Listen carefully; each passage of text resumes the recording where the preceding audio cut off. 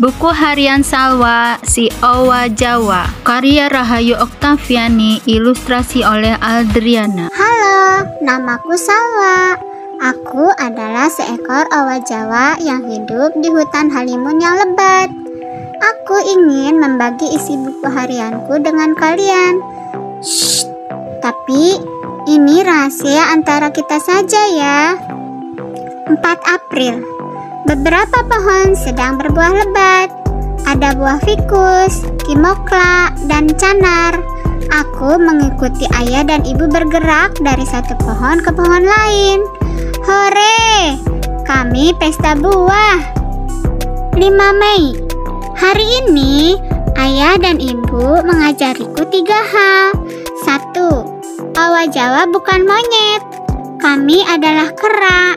Kera kecil lebih tepatnya, karena kami tidak memiliki ekor dan ukuran tubuh kami lebih kecil dibandingkan orangutan atau gorila. 2. Menurut kami, buah lebih enak daripada daun. Tetangga kami, keluarga lutung, lebih menyukai daun. Beda ya. 3. Bergelantungan dan berpindah di atas pohon lebih menyenangkan daripada berjalan di tanah. Kalau keluarga monyet ekor panjang lebih senang berjalan-jalan di tanah daripada berlompatan di pepohonan. 21 Juni. Kami bertemu dengan keluarga owa Jawa lain. Ayah terus bergerak di atas pohon untuk melihat situasi.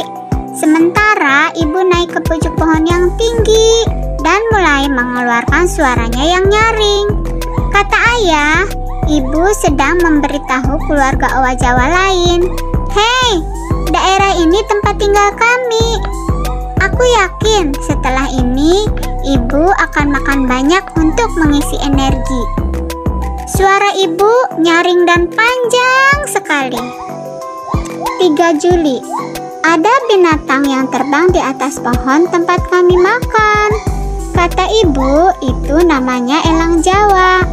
Sayapnya lebar sekali dan ia berbunyi nyaring.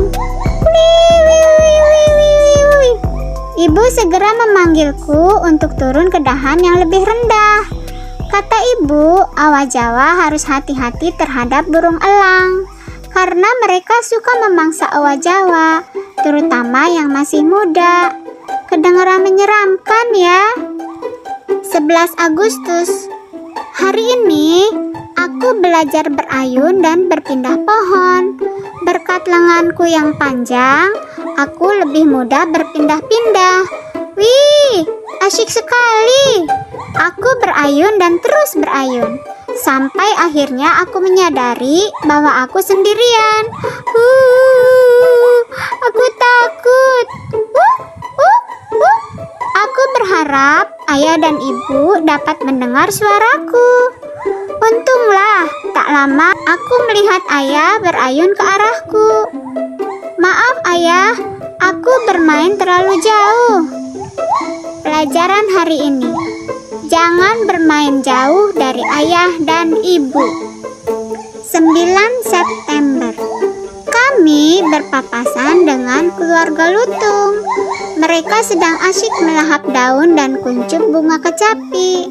Aku hitung mereka ada 1, 2, 3, 4.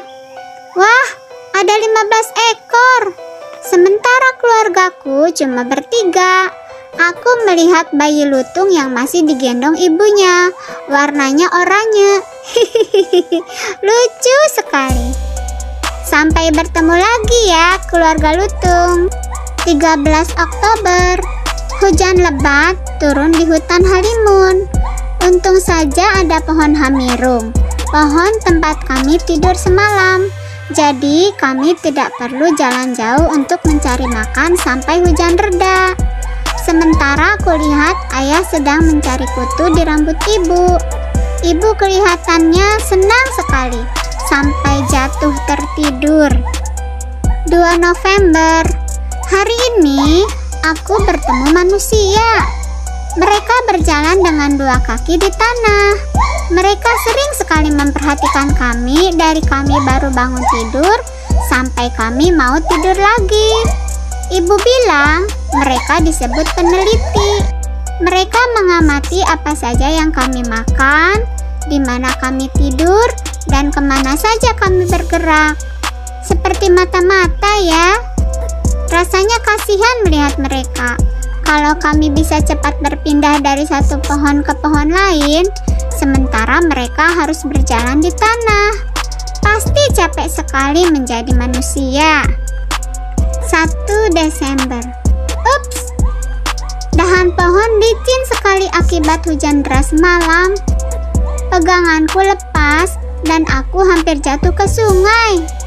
Untungnya, aku bisa meraih satu dahan sebelum benar-benar jatuh. Tetapi di depanku berdiri si peneliti dengan mata yang terbuka lebar. Sepertinya ia kaget melihatku. Dan aku juga. Manusia itu besar sekali ya. Lebih besar dari lutung yang kutemui kemarin. Buru-buru aku naik ke dahan yang lebih tinggi dan duduk di atasnya. 10 Januari. Ini buah kesukaanku. Namanya buah fikus besar. Buahnya bulat besar berwarna oranye kemerahan. Di dalamnya banyak bunga-bunga kecil berwarna merah. Buah ini enak sekali dan mudah menemukannya di hutan. Buah ini besar sehingga aku butuh waktu cukup lama untuk menghabiskannya. Kalau belum habis sambil berayun dan berpindah pun, buah ini tetap aku gigit di mulutku. 17 Februari. Hari ini ibu bercerita mengenai kerabat kami dari Sumatera dan Kalimantan. Ada siamang yang memiliki kantung suara besar di lehernya. Dan juga ada bilau yang tinggal menyepi di sebuah pulau dekat Sumatera bernama Mentawai. Kemudian ada ungkok yang tinggal di Kalimantan. Mereka semua memiliki suara yang nyaring seperti kami. Banyak ya kerabat kami. Mungkin kalau aku sudah besar, aku bisa mengunjungi keluarga siamang di Sumatera. 30 Maret. Cuaca pagi ini cerah sekali. Ibu berjanji hari ini akan mengajari aku bernyanyi. Kata ibu, owa Jawa betina harus pintar bernyanyi dan suaranya akan lebih besar daripada owa Jawa jantan. Ibu memulai nyanyiannya. Suara ibu merdu sekali, meliuk-liuk dan bergema di antara pepohonan. Aku juga tidak mau kalah. Pelan-pelan, aku ikut bernyanyi dengan semangat. Hari ini aku pun memiliki cita-cita baru, yaitu menjadi kera kecil yang bersuara lantang. Fakta tentang owa Jawa. Tubuh owa Jawa tertutupi oleh rambut berwarna abu-abu dan memiliki lengan yang lebih panjang dibandingkan anggota tubuh yang lain. Kelangsungan hidup owa Jawa terancam karena rusaknya habitat atau tempat tinggal mereka di dalam hutan. Juga karena adanya perburuan dan penjualan owa Jawa secara ilegal sebagai hewan peliharaan. Owa Jawa hidup dalam keluarga kecil yang rata-rata terdiri atas 1 induk jantan, 1 induk betina, dan 1 hingga 3 anak. Buah adalah makanan terpenting bagi owa Jawa, diikuti dengan daun, bunga, dan juga serangga. Owa Jawa adalah satu-satunya kera kecil yang hidup di Pulau Jawa. Mereka hidup mulai dari Jawa Barat hingga sebagian daerah di Jawa Tengah. Apa yang bisa kamu lakukan? Setiap orang dapat membantu melindungi owa Jawa, termasuk kamu. Bagaimana cara membantunya? Ikut menjaga hutan dan alam dengan cara tidak membuang sampah sembarangan. Banyak membaca dan menyebarluaskan informasi mengenai owa Jawa. Tidak membeli dan memelihara owa Jawa.